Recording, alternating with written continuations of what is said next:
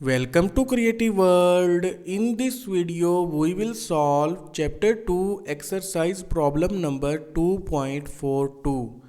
While solving this problem, we will be using Kirchoff's voltage law. According to this law, a cumulative supplied and dropped voltage across circuit elements in a closed loop is always zero.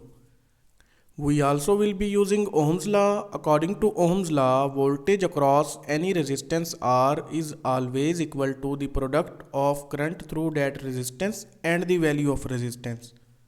Electrical power calculation formula will also be utilized while solving this problem. The basic equation of electrical power calculation is P equal to V multiplied by I, where V is voltage across an element and I is current through that element. Now move towards the problem. Exercise problem number 2.42. Find power supplied by all sources in given below figure. This is the circuit diagram of given problem. We have to find power supplied by these three sources inside this network.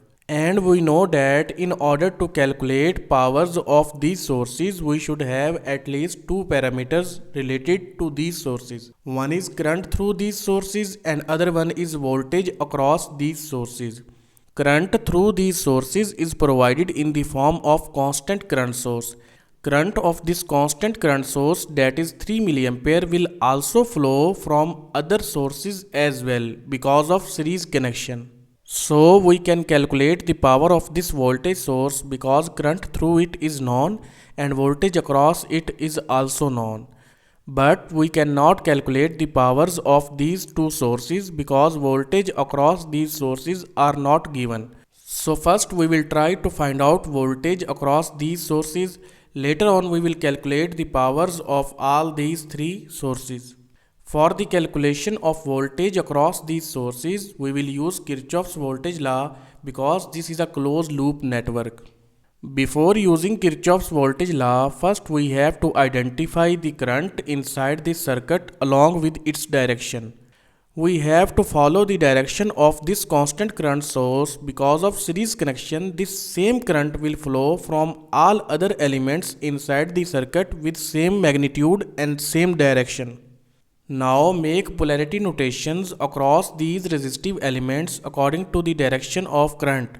We will follow the passive sign convention theory. According to this theory, current entering terminals of resistances are taken with positive sign and current leaving terminals are taken with negative sign. We also have to assume voltage across this constant current source with their polarity.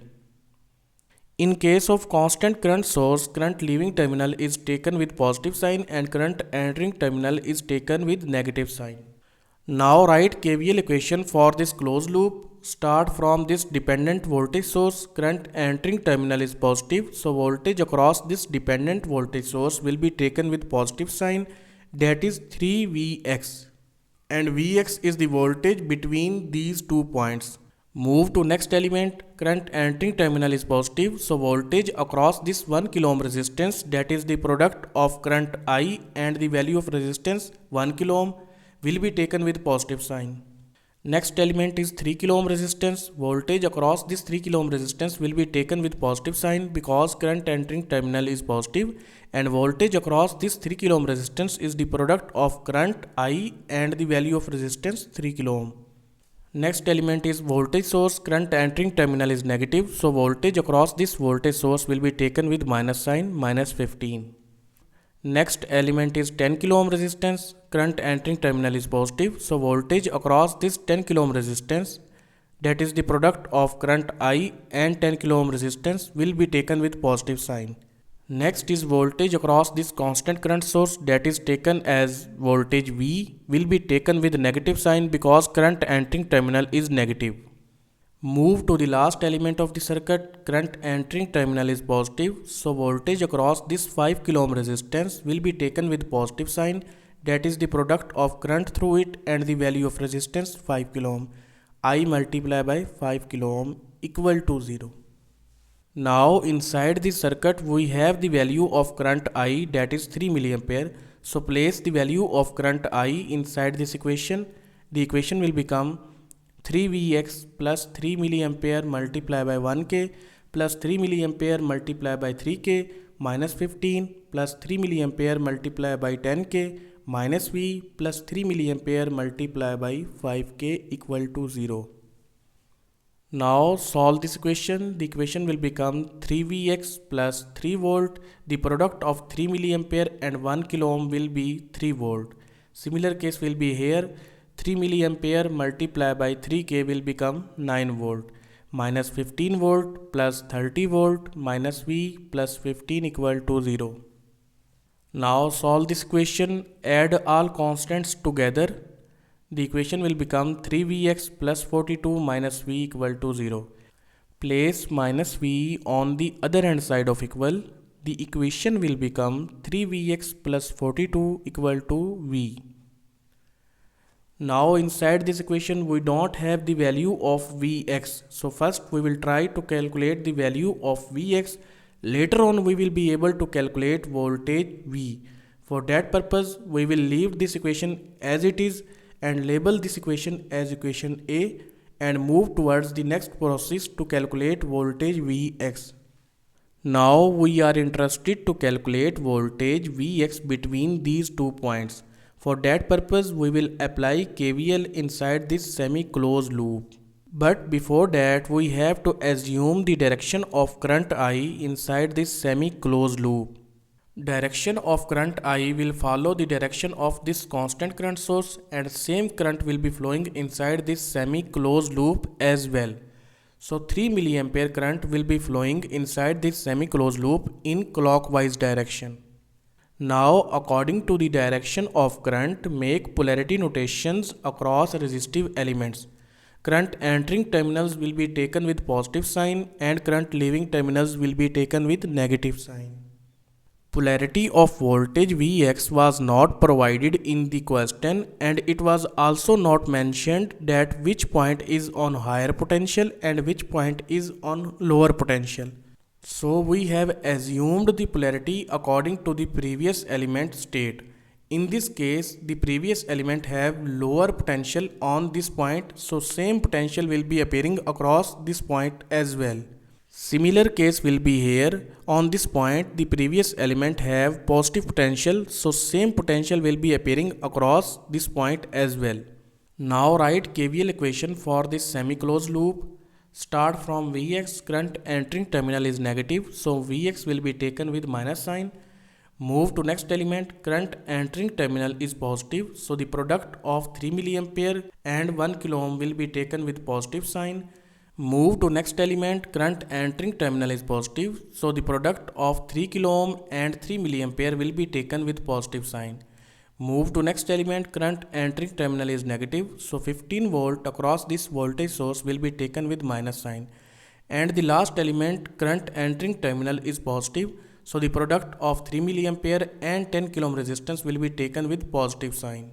Now solve this equation. The product of 3 milliampere and 1 kilo ohm will be 3 volt. Similar case will be here.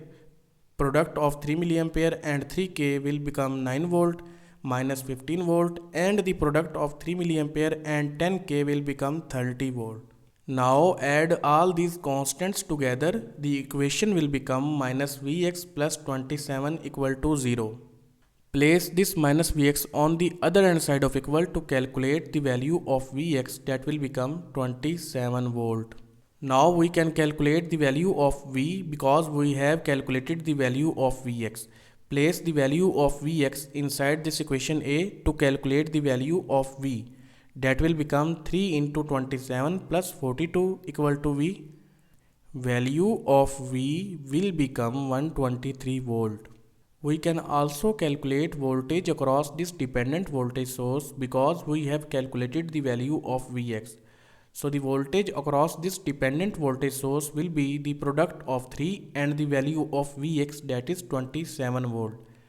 Voltage across this dependent voltage source will be 81 volt. Now we have calculated voltage across all these three sources. We already know the value of current through these sources, so we can calculate their power. We will start from this constant current source. Power of this constant current source will be the product of voltage across it and the current through it. Voltage across this constant current source is 123 volt and current through it is 3 milliampere. But this current is entering from negative terminal and leaving from positive terminal, so this current will be taken with minus sign. The product of these two will become the power of this constant current source, that is minus 369 milliwatt. Here minus sign is indicating that this constant current source is supplying power to the network. Next source is dependent voltage source. Voltage across this dependent voltage source is 81 volt and current through it is 3 milliampere. This current is entering from positive terminal and leaving from negative terminal. That's why this current is taken with positive sign. So the power of this dependent voltage source will become 243 milliwatt. And because of positive sign, this power is being absorbed by this dependent voltage source. Last one is voltage source. Current through it is 3 milliampere and voltage across this voltage source is 15 volt. But the current is entering from negative terminal and leaving from positive terminal. So current of this voltage source will be taken with minus sign. Power of this voltage source will become minus 45 milliwatt. This minus sign is indicating that 45 milliwatt power is being supplied through this voltage source inside this network. So this was exercise problem number 2.42. Thank you. See you again in next video.